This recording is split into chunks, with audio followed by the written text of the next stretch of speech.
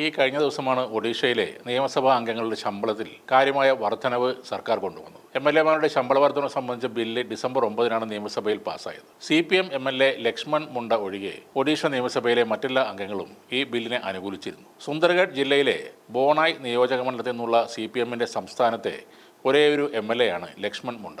നിയമസഭാ അംഗങ്ങളുടെ ശമ്പളത്തിലും അലവൻസുകളിലും ഇപ്പോൾ ഏകദേശം 3 ഇരട്ടി വർധനവാണ് വരുത്തിയിരിക്കുന്നത്. ഇതോടെ അംഗങ്ങളുടെ പ്രതിമാസ ശമ്പളം 1.11 ലക്ഷം രൂപയിൽ നിന്നും 3.25 ലക്ഷം രൂപയായി ഉയരും. ബില്ല് പാസ്സാക്കുന്ന ദിവസം മുണ്ട നിയമസഭയിൽ എത്തിയിരുന്നില്ല. സർവീസിൽ സ്ഥിരപ്പെടുത്താനും ഉയർന്ന ശമ്പളം നൽകാനും ആവശ്യപ്പെട്ട് ധർണ നടത്തുന്ന അധ്യാപകരുടെ പ്രക്ഷോഭത്തിൽ പങ്കെടുക്കേണ്ടി വന്നതിനാലാണ് മുണ്ടയ്ക്ക് അന്നേ ദിവസം സഭയിൽ വരാൻ ആകാതെ ഇരുന്നത്. ഇയാൾ ഇല്ലാത്തതുകൊണ്ട് തന്നെ BJD, BJP, കോൺഗ്രസ് MLA-മാരുടെയും പിന്തുണയോടെ ബില്ലുകൾ ഏകകണ്ഠമായാണ് പാസ്സാക്കിയത്. എന്നാൽ ബില്ല് പാസ്സാക്കിയതിന് പിന്നാലെ മുണ്ട തന്റെ എതിർപ്പ് ശക്തമായി പ്രകടിപ്പിച്ചുകൊണ്ട് രംഗത്ത് വന്നു. MLA-മാർ, മന്ത്രിമാർ, സ്പീക്കർ, ഡെപ്യൂട്ടി സ്പീക്കർ എന്നിവരുടെ ശമ്പളവും അലവൻസും വർദ്ധിപ്പിക്കുന്നതിനായി നടന്ന കമ്മിറ്റി യോഗത്തിൽ 4 ബില്ലുകളെ ഞാൻ എതിർത്തിരുന്നു എന്നാണ് മുണ്ട മാധ്യമപ്രവർത്തകരോട് പറഞ്ഞത്. 2004, 2014, 2019, 2024 എന്നീ വർഷങ്ങളിൽ 4 തവണ MLA ആയി തിരഞ്ഞെടുക്കപ്പെട്ട മുണ്ട ഒരു ആദിവാസി കുടുംബത്തിൽ നിന്നുള്ള ആളാണ്. തൊഴിലാളികൾക്കുള്ള മിനിമം വേതനത്തിന്റെ കാര്യത്തിൽ ഒഡീഷ പല സംസ്ഥാനങ്ങളെക്കാളും പിന്നിലാണ്.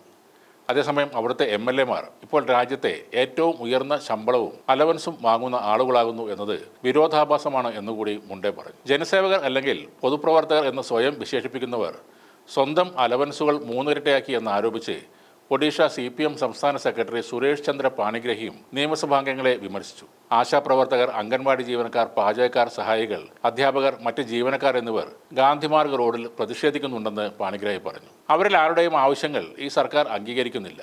എന്നാൽ MLA-മാരുടെ ശമ്പളവും അലവൻസും ഉയർത്തിയെന്നും അദ്ദേഹം പറയുന്നു. ഒരു MLA-യുടെ ശമ്പളം 90,000 രൂപയായിരിക്കുമെങ്കിലും മണ്ഡല സെക്രട്ടേറിയറ്റിൽ അലവൻസായി 75,000 രൂപ, യാത്രാ അലവൻസ് 50,000 രൂപ, പുസ്തകങ്ങൾ, ജേണലുകൾ, ആനുകാലികങ്ങൾ എന്നിവയ്ക്കായി 10,000 രൂപ, വൈദ്യുതി അലവൻസ് 20,000 രൂപ, സ്ഥിരയാത്രാ അലവൻസായി 50,000 രൂപ, മെഡിക്കൽ അലവൻസ് 35,000 രൂപ, ടെലിഫോൺ അലവൻസ് 15,000 രൂപ എന്നിവ ലഭിക്കുമെന്ന് ഈ ബില്ലിലെ വ്യവസ്ഥയിൽ പറയുന്നു. അതുപോലെ ഒരു മുൻ MLA-ക്ക് പെൻഷനായി 1.17 ലക്ഷം രൂപ ലഭിക്കും. അതിൽ 80,000 രൂപ പെൻഷൻ, 25,000 രൂപ മെഡിക്കൽ അലവൻസ്, 12,500 രൂപ യാത്രാ അലവൻസ് എന്നിവ ഉൾപ്പെടുന്നുണ്ട്. കൂടാതെ ഓരോ ടേമിനും ഒരു MLA-ക്ക് 3,000 രൂപ അധികമായി ലഭിക്കുമെന്നും പുതിയ വ്യവസ്ഥയിൽ പറയുന്നു. പാസാക്കിയ ബില്ലുകൾ പ്രകാരം മുഖ്യമന്ത്രിക്ക് പ്രതിമാസം 3,74,000 രൂപയും നിയമസഭാ സ്പീക്കറിനും ഉപമുഖ്യമന്ത്രിക്കും 3,68,000 രൂപയും ലഭിക്കും. ഡെപ്യൂട്ടി സ്പീക്കറിനും സഹമന്ത്രിക്കും 3,56,000 രൂപ വീതവും ലഭിക്കും. ക്യാബിനറ്റ് മന്ത്രിമാർക്കും പ്രതിപക്ഷ നേതാവിനും പ്രതിമാസം 3,62,000 രൂപ വീതവും ലഭിക്കും. സർക്കാർ ചീഫ് വിപ്പിനും ഡെപ്യൂട്ടിക്കും യഥാക്രമം 3,62,000 രൂപയും